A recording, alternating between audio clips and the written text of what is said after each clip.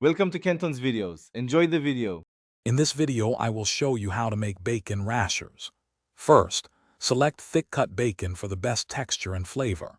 Preheat your oven to 400 degrees Fahrenheit and line a baking sheet with aluminum foil for super easy cleanup. This preparation ensures your bacon cooks evenly and prevents sticking, making your cooking experience much smoother and more enjoyable. Get ready for delicious, crispy bacon.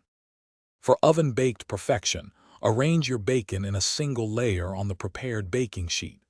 Bake it for 15 to 20 minutes, depending on how thick your slices are and your desired crispiness.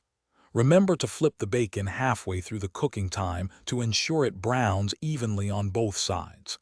This method yields consistently crispy bacon with minimal effort, perfect for a crowd.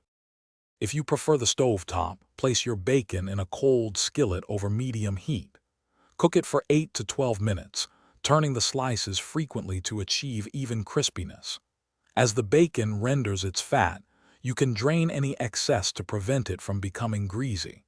This quick method is ideal when you're making a smaller batch and want that classic pan-fried flavor. Once your bacon reaches your desired crispiness, carefully transfer it to a plate lined with paper towels. Let it rest for a few minutes. This allows the paper towels to absorb any excess grease, ensuring your bacon is perfectly crisp and not oily. Serve your freshly cooked bacon immediately alongside your favorite breakfast items. Enjoy the delicious results of your efforts. Thanks for watching. Consider subscribing if we helped you.